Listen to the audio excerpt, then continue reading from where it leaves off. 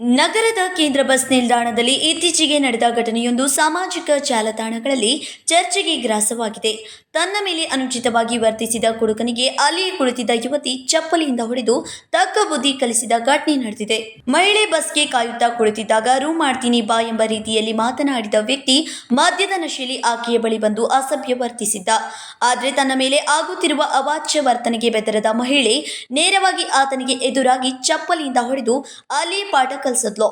ಈ ದೃಶ್ಯದ ಪ್ರತ್ಯಕ್ಷದರ್ಶಿಗಳು ಮೊಬೈಲ್ ಕ್ಯಾಮೆರಾದಲ್ಲಿ ಸೆರೆ ಹಿಡಿದಿದ್ದು ಈಗ ಅದು ಸಾಮಾಜಿಕ ಮಾಧ್ಯಮಗಳಲ್ಲಿ ಸಿಕ್ಕಾಪಟ್ಟೆ ವೈರಲ್ ಆಗಿದೆ.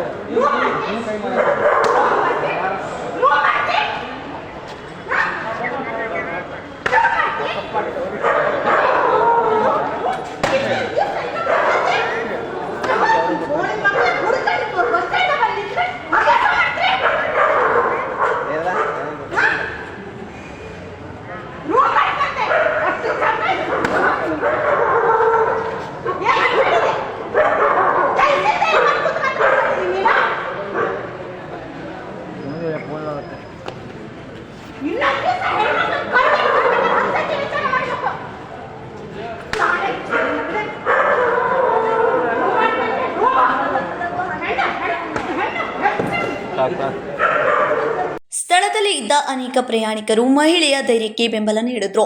ಕೇವಲ ತನಗಷ್ಟೇ ಅಲ್ಲ, ಇತರರ ಮಹಿಳೆಯರಿಗೂ ಈ ರೀತಿಯ ಕಿರುಕುಳಕ್ಕೆ ತುರ್ತಾಗಬಾರದು ಎಂಬ ಉದ್ದೇಶದಿಂದಲೇ ಈ ಕುರಿತು ಪ್ರತಿಕ್ರಿಯೆ ನೀಡಿದ್ದಾಳೆಂದು ತಿಳಿದು ಬಂದಿದೆ.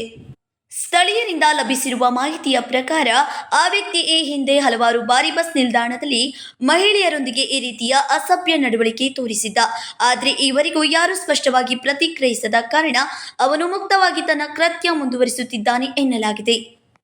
ಇನ್ನು ಈ ಘಟನೆಯ ನಂತರ ಮಹಿಳೆಯ ಧೈರ್ಯ ಮತ್ತು ಸ್ಪಷ್ಟ ಪ್ರತಿಕ್ರಿಯೆಗೆ ಸಾರ್ವಜನಿಕರು ಪ್ರಶಂಸೆ ವ್ಯಕ್ತಪಡಿಸಿದ್ದಾರೆ. ಇಂತಹ ಪ್ರಕರಣಗಳಲ್ಲಿ ಮಹಿಳೆಯರು ಬೆದರುವ ಬದಲು ಧೈರ್ಯದಿಂದ ಎದುರಿಸಬೇಕು ಎಂಬ ಮಾತುಗಳು ಸಾಮಾಜಿಕ ಜಾಲತಾಣಗಳಲ್ಲಿ ಹರಿದಾಡುತ್ತಿವೆ. Nikhil Asukar, KMM Kannada news, Ramanagara.